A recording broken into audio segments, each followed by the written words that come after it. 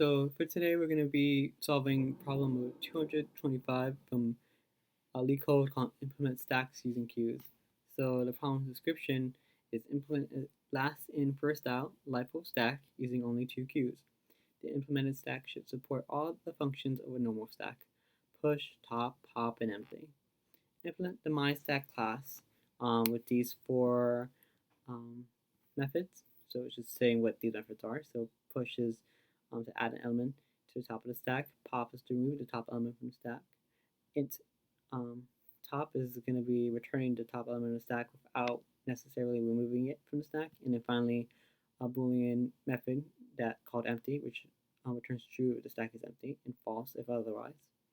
Note, you must only use the standard operations of a queue, which means that only push to back, peek, pop from front, size, and is empty operations are valid. So basically, just use whatever is typical of a queue data structure. And also, depending on your language, the queue may not be supported natively. You may simulate a queue using a list or a double-ended queue, as long as you use only a queue standard operations. So yeah, we don't have to worry about that because we're using C#, which does have a queue data structure. So what this question is in short asking us is just to create a stack from two queues. So let's go into the whiteboard to answer that right now. Or not answer, but to figure out our approach to this problem. Okay, so now let's try to solve this problem, and I'll be going over the approach to implementing this data structure that we're asked to implement.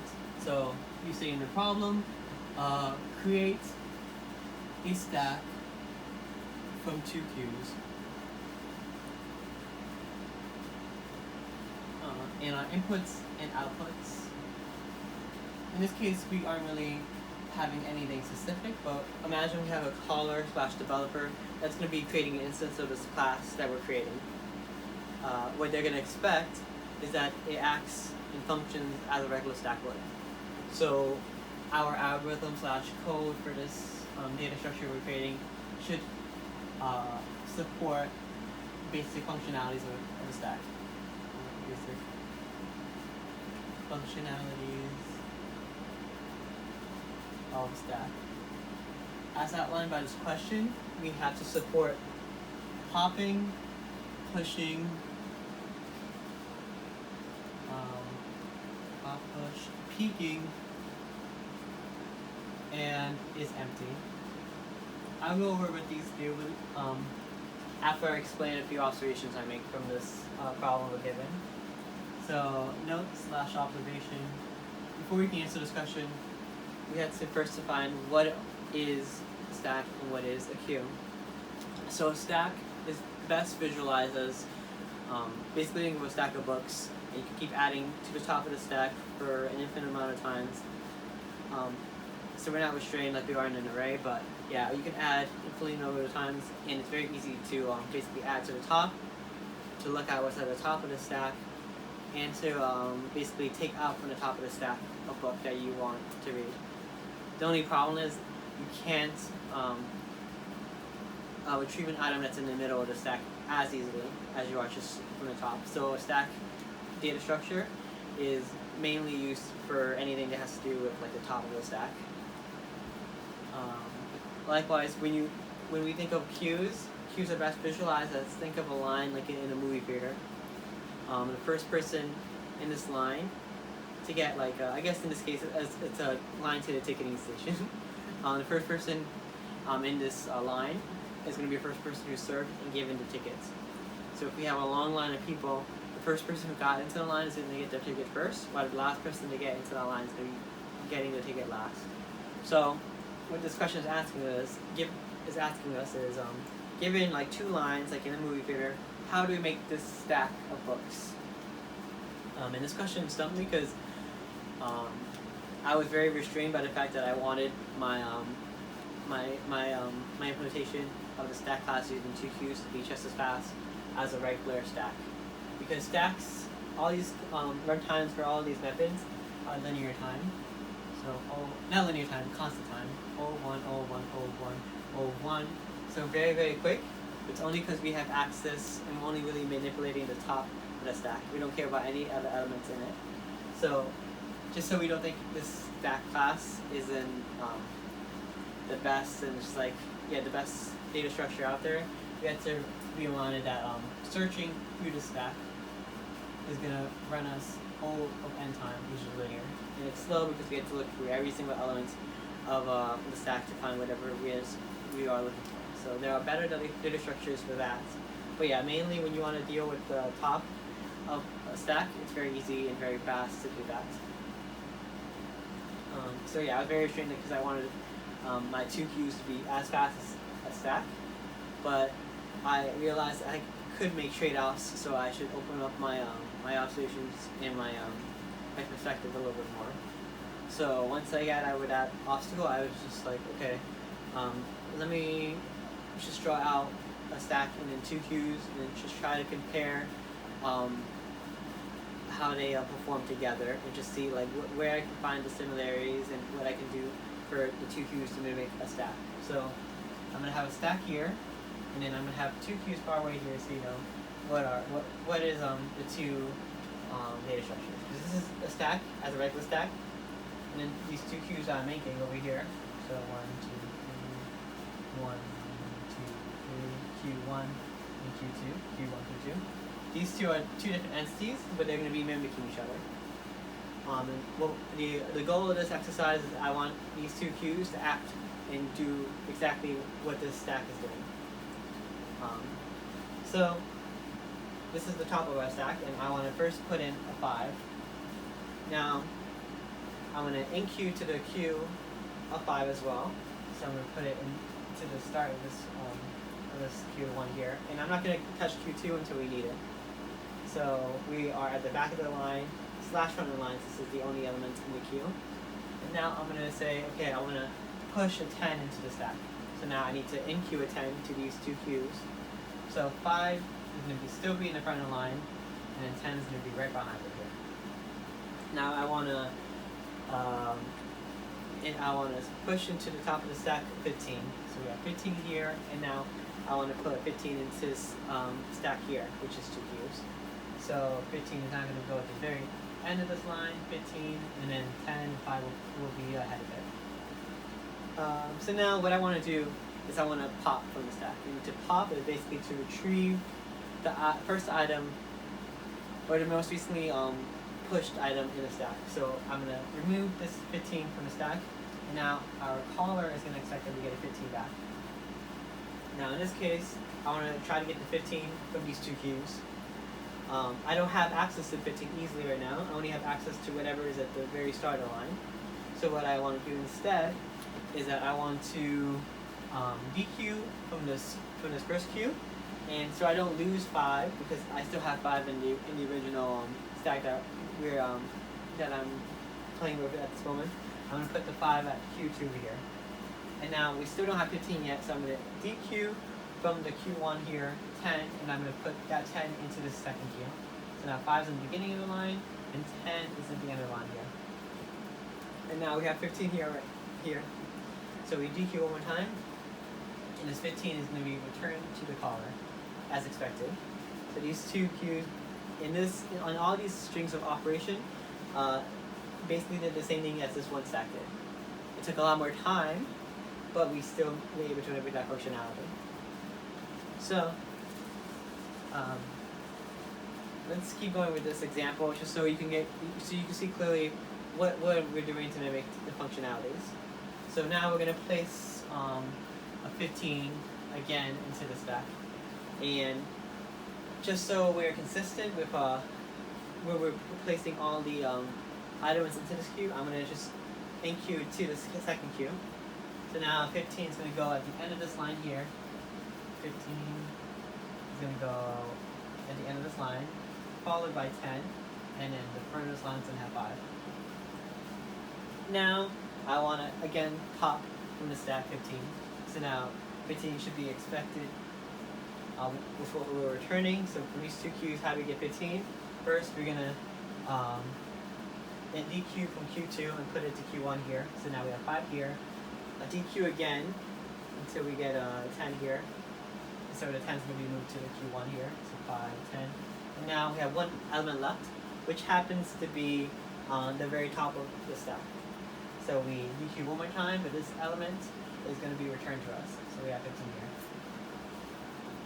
Let's keep going. Let's dequeue. Let's pop on the stack 10. So now, how do we get 10 here? So we have two elements in this queue.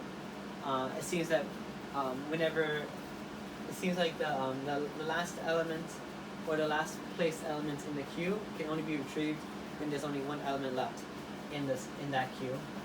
So we have to basically dequeue from this queue one more time, and then the 5 is over here in queue 2, and now 10, which is the top of the stack and top of the stack as well, is able to be retrieved. So we dequeue one more time, and now we have 10 returned, just like we have here.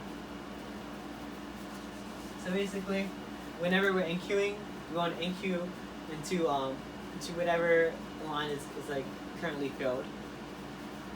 And when we want to dequeue, we can find or not dequeue, when we want to pop from the stack, we want to dequeue from the queues at whatever it has like the largest people in that line, or / elements in that line.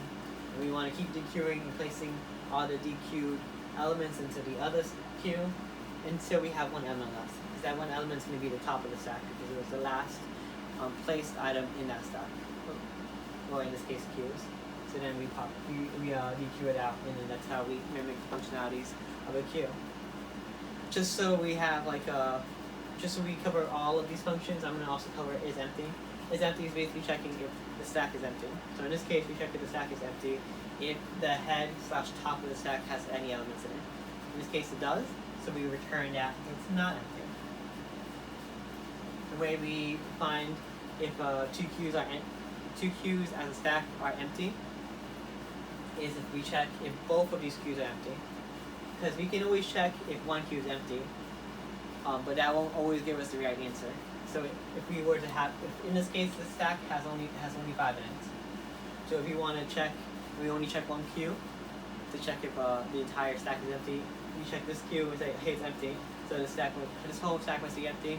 That would be incorrect. So we have to check both stacks, and we have to make sure that both stacks are empty. So in this case, we check both stacks. Hey, are both stacks empty? One is, but not the other. So we return that this stack here is not empty. So hopefully you understand how we're mimicking this functionality.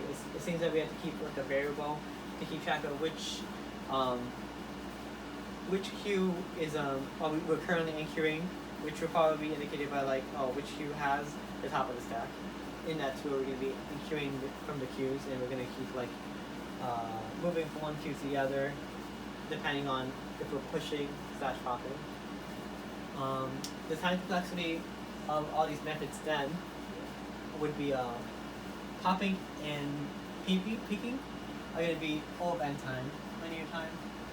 And that's because the act of removing from all the queues to the other queue to get the top of the stack / the last entered element of the queue is linear time, since we're basically going to be removing n number of elements from Q2 to Q1 and vice versa. And peaking is much the same as popping from a stack because we want to get access to the top elements. So even though we want to get access to the top elements, we don't want to remove it. We just want to see what it is. So to get the top elements, we're going to be doing O linear time, no matter if we're taking it from the queue or if we're just looking at what it is. But luckily, pushing is still O 1 at a time. It's going to be very quick still. And it's empty. It's going to still be linear time as well. Because we are just checking one condition. So hopefully you understand how this approach is going, and we're going to go code it out now. Okay, so now let's go into solving this problem. First, I'm going to create a few class scope variables. So qint q1. So I'm going to create two queues that represent the stack that we are trying to mimic the functionality of. So qint. Notice that it's holding type integers as specified by the question. I'm going to call this one Q2. So Q1 and Q2. I'm also going to keep track of a bool variable called top is in Q1. And basically what this bool variable is doing is keeping track of where we're enqueuing and where the top of the stack is in respect to these two queues. So first, when we call the constructor method, we want to create new class instances for the queue for these two queues. So Q1 be equal to a new instance of the class Q. So it's a brand new queue for Q1, and then we do the same for Q2. Q2 equal to new class instance of Q, type int, and then we're going to set top is in Q1 equal to true, because we want to start by adding to Q1, and when we need to pop from the stack, we're going to move all the elements that are bearing the top that's in Q1 and put into Q2, and then we'll retrieve the top of the stack from Q1, which would be what was left from Q1 after removing all the elements that were on top of it, of the last enqueued element. So yeah, now for pushing, we're going to first check if top is in Q1. We want to add to Q1. So Q dot enqueue, and enqueue is the method for adding to a queue x, and x is the item we pass through this method. Else, that means top is not in Q1. We want to enqueue it to the Q2. And I did make a few typos, so let me just fix that really quickly before it pops up later. Q. Okay, so now Q2 dot enqueue x. And now before I get to pop and top, let me just do another simpler method, which would be empty. So now to get whether the stack that we have is empty, we want to make sure that both Q1 and Q2 have nothing in them. So Q1.count, and count tells you how much elements are inside the queue. That's equal to 0. And also, if Q2.count is also equal to 0, I have some curly braces just so it's a little pretty for myself. If these two are empty, then the entire stack is empty. So now, before I get to pop and top, I want to create a helper function to ensure that the top element of the stack implemented as two queues is easily accessible. So I'm going to create a private function. It doesn't return anything. I'm going to call it update queues.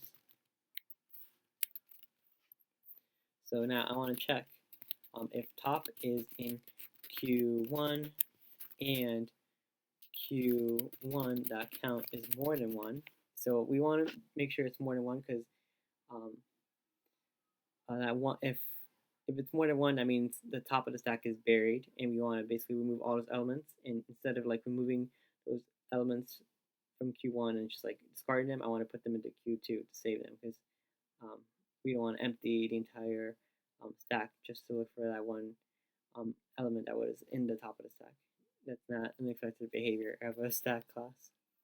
So I want to make sure it's more than 1. So if that's never the case, I want to, as long as Q1 has more than 1 element, remove from Q1 and put whatever is removed into Q2. So Q2.enqueue, whatever comes out of Q1. So Q1.dequeue. And dequeue is the method name for removing an item from a queue. So now we're also going to check for the other case where top is not in Q1. So top is in Q1. And we have to also check if Q2.count is more than 1. And we're basically going to be doing the same thing we did in this while loop over here. So while Q2.count is more than 1, we're going to basically be removing from Q2, and whatever is removed will be put into Q1. Q1.enqueue, whatever comes out of Q2. And we want to do this until 1 element is left, because that 1 element will be the top of the queue. So for both pop and top, I want to update the queue, and that's just to ensure that the top element is easily accessible. So update queue for both of these methods. And afterwards, for pop, what we're going to be doing is we're going to get the top of the stack, and then we're going to remove it. So first we have to check if top is in Q1.